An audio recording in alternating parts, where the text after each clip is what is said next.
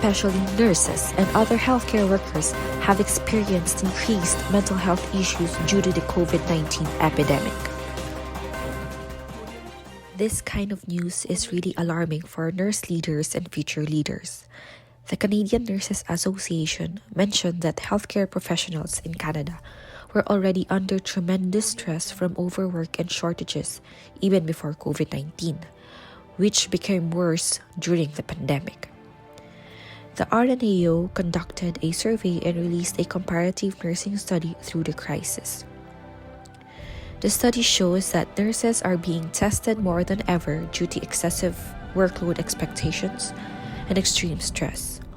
Hospital nurses and frontline employees are most likely to experience severe or extremely severe levels of depression, anxiety, and stress than other nursing specialties or nursing domains in Canada.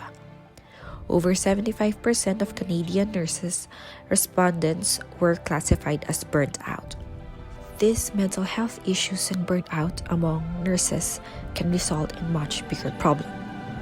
Nurses reported that they were frequently understaffed with nurse-to-patient ratios that were greater than was safe or customary, making it difficult for them to deliver the high-quality care they could offer prior to the epidemic. From the survey, it showed that some nurses have already left the profession.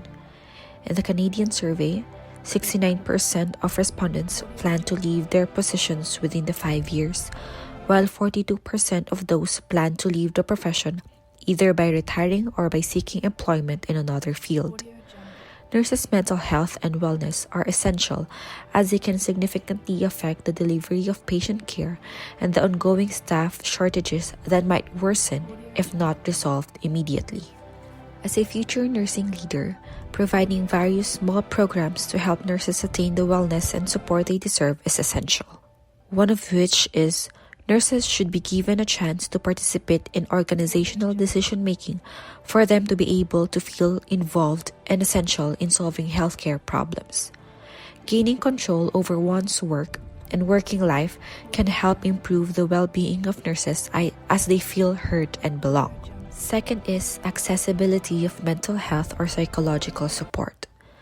Mental health support for healthcare workers already exists, but it is not as accessible for nurses, or simply they keep forgetting that there is because of too much workload and burnout. As a nurse leader, reminding your team through meetings and simple one-on-one with the staff would help inform them that the organization supports them in their needs. Lastly, a stress leave or a 3 to 5 day break for nurses.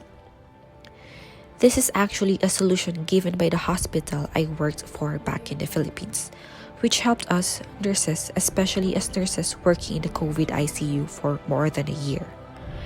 Nursing shortages are a problem we have been facing since the beginning, pre-pandemic.